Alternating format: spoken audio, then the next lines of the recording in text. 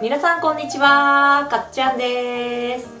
おしゃち。ということで今日は先日業務スーパーに行って購入品紹介の動画を出したんですけど、購入品を使って年末年始にもお手軽簡単に作れて美味しく食べられるワンプレートおせちを作っていきたいと思います。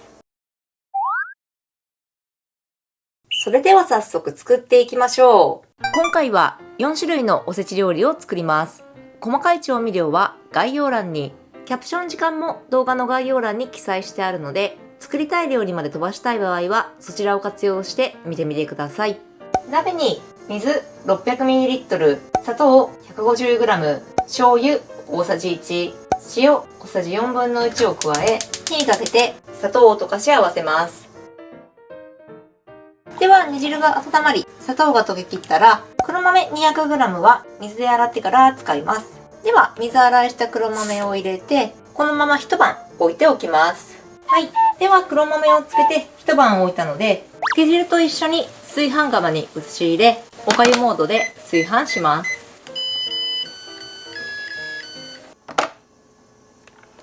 はい。では炊き上がったら、まだ黒豆硬い状態なので、保温で2時間から3時間ほど芯がなくなり柔らかくなるまで置いておきます。加熱し終えたら保存容器に移し入れ、粗熱が取れるまで冷まします。はんぺん1袋 100g を細かめに手でちぎり、卵4個、砂糖大さじ2、みりん大さじ2、水大さじ2、醤油小さじ3分の1とブレンダーにかけてペースト状になるまで混ぜ合わせます。では、はんぺんの形がなくなるまでブレンダーにかけたら、今日フライパンは直径26センチのものを使っていきます。フライパンに薄く油を塗り広げ、弱火で熱し、合わせた材料を流し入れます。では、流し入れたら、蓋をして15分加熱します。焼く際もコンロの中央にしっかりフライパンを置くと全体均一に焼き目がつくので、その点注意して焼いてみてください。はい。では15分加熱したら全体の火が通り焼き固まってきます。で、少し先の尖ったものを縁に入れて、裏にしっかり焼き目がついているか確認します。で、少し焼き目薄い場合は軽く中火に上げて焼き目がつくまで焼いてください。では裏面に焼き目がついたら、このままスルスルと生地を滑らせてクッキングシートの上に取り出します。では取り出したら、端から2センチほど両端を切り落とし、作った人の特権。ではこれもうまく生地滑らせつつ、巻きすの上に移し乗せ、まず手前を巻きつけて、しっかり押さえてくっつけつつ、きつめに巻いていきます。巻き終えたら巻きすで包み、輪ゴムで留めて粗熱が取れるまで冷まします。はい。では、伊達巻きの粗熱が取れたので、巻きすを取って1センチ厚さ程度の食べやすい厚さに切ります。切り終えたら保存容器に移し入れ、5日ほどを目安に食材が悪くなる前に食べてみてください。干し椎茸6個は水に浸して戻します。戻し終えたら手で握って水気を絞り軸を落とします。板こんにゃく1枚 250g は1センチ厚さに切り、真ん中に少し切り目を入れて、この切り目に向かってこんにゃくの端を入れ、ねじっておきます。たけのこの水煮1本は穂先を切り分け、穂先の部分は縦方向に薄切り、根元部分は 5mm 厚さにいちょう切りします。レンコン 200g は皮を剥いて半月切りし、酢水にさらしてアク抜きします。ごぼう1本 100g は包丁の背で皮をこそげ落とし、一口大に乱切りします。乱切りしたら酢水にさらしてアク抜きします。鶏もも肉1枚 300g は一口大の食べやすい大きさにぶつ切りします。食材を準備したら、深めのフライパンや鍋にたっぷりのお湯を沸かし、たけのことこんにゃくを下茹でします。下茹でしたらざるにあけて水気を切り、空いたフライパンに油をひいて中火で熱し、鶏肉の皮目から並べ入れ、途中で返しながら焼き目がつくまで焼きます。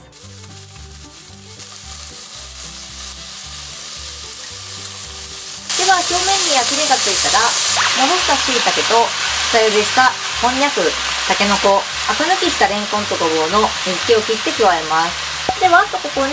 椎茸の戻し汁と水を合わせて 500ml 加え、醤油大さじ3、みりん大さじ3、酒大さじ3、砂糖大さじだしの素小さじ1を加え、全体を混ぜて煮立たせます。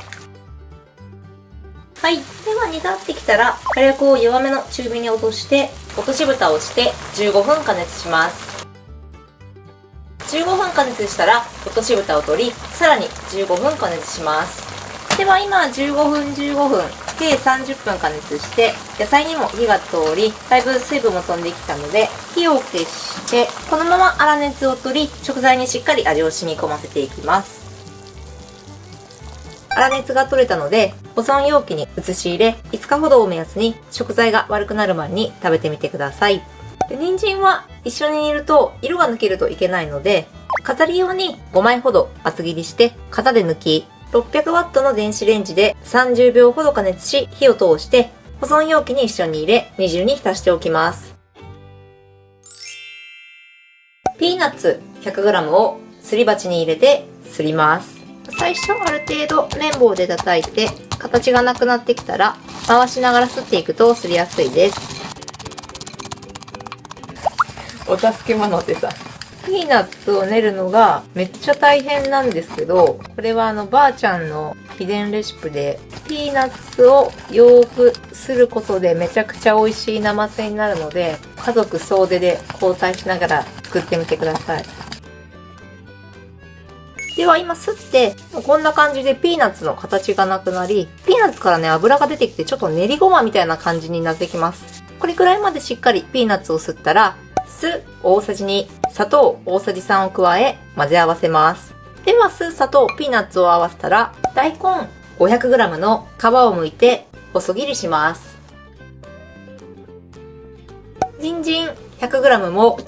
剥いて細切りします。細切りしたら、塩大さじ1弱を振り、野菜がしんなりしてくるまで塩もみします。では塩もみして野菜がしんなりし水分が出てきたら10分置き、水気を手で握ってしっかりと絞り、調味料と混ぜ合わせます。ではあとここにボイルのイカを 100g 加え混ぜ合わせます。めっちゃばあちゃんの味。混ぜ合わせたら保存容器に移し入れ、3日から5日ほどを目安に食材が悪くなる前に食べてください。はい。ではこの合鴨のパストラミも業務スーパーで買ってきたものなんですけど、切るだけで食べられて、おせちやお正月のオートブルにもぴったりなので、これも食べやすい厚さに薄切りして一緒に使っていきます。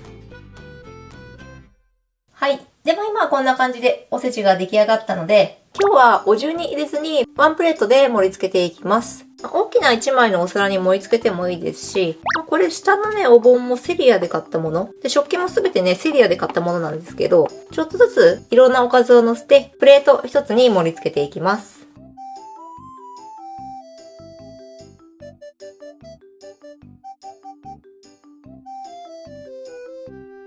お飾りもセリアで買いました。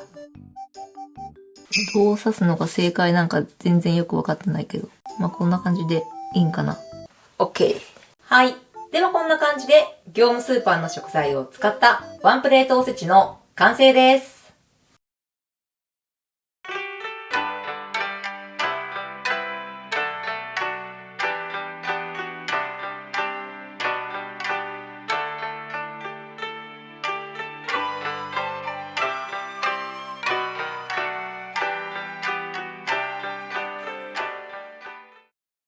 はい。じゃあ今こんな感じにできました。は